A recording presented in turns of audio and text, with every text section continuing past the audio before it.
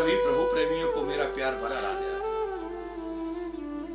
इस वीडियो में हम चर्चा करेंगे एकादशी व्रत की, जो कि हम सभी के लिए परम पुण्यदायक है।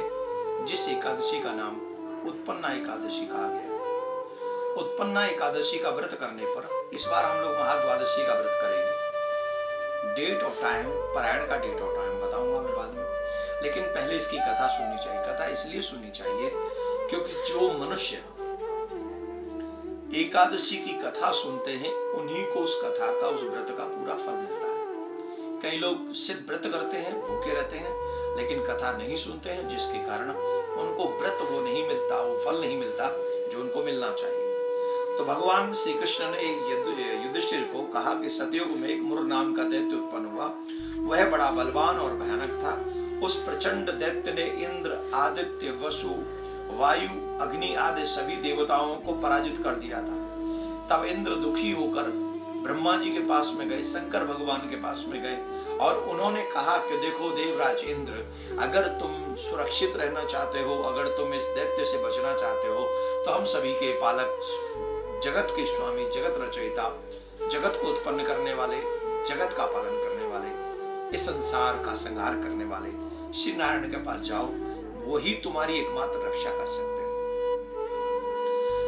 देवराजेंद्र सहित सभी देवता वहां गए और नारायण भगवान जो क्षीर सागर में शयन कर रहे थे, उनको जाकर उन्होंने स्तुति की, उन्होंने प्रार्थना की और प्रार्थना करके कहा, हे नाथ, आप ही संसार के रचयिता हो, आप ही कर्ता धर्ता हो, आप ही हम सबके पालनहार हो, स्वामी हो, करुणा के अवतार हो। आपके बिना हमारी रक्षा इस ब्रह्मांड में कोई नहीं कर सकता। हम मुर नाम के दुष्ट से बड़े दुखी हैं। बहुत अपने अपने लोगों को छोड़कर स्वयं भागे डोल रहे पृथ्वी पर। अब तो वो स्वयं सूर्य बनकर वहां पर वो अपने आप ही प्रकट हो जाता है, सूर्य बन के अपने आप प्रकट हो जाता है। इसके कारण हम दुखी। हे महाराज, कृपा करिए, आप कुछ दया करिए। तब भगवान श्री नारायण ने कहा कि तुम चिंता मत करो, मैं तुम्हें अवश्य उस दुष्ट से मुक्ति दिलाऊंगा। और ऐसा कहकर भगवान ने बहुत समय तक उससे युद्ध किया। जब वो युद्ध में उसे परास्त नहीं कर पाए, क्योंकि जानते थे वरदानी है, तो वो हिमालय में जाकर विश्राम करने लगे। तो पीछे पीछे वो दुष्ट भी आ रहा था। उसने देखा कि वो मारना चाह रहे हैं, तो उसी समय उनके अंग से एक सुंदर कन्या उत्पन्न हुई। उस कन्या ने उस दुष्ट का संहार किया। भगवान ने उसी कन्या का नाम उत्पन्ना एकादशी कहा कि जो भी तुम्हारा व्रत करेगा, पालन तुम्हारा मान करेगा, पूजन करेगा, उसके समस्त पाप नष्ट हो जाएंगे और तुम्हारा नाम उत्पन्ना एकादशी होगा। तो ये उत्पन्ना महाद्वादशी का व्रत हम लोग करेंगे 16 तारीख को, 16 नवंबर को।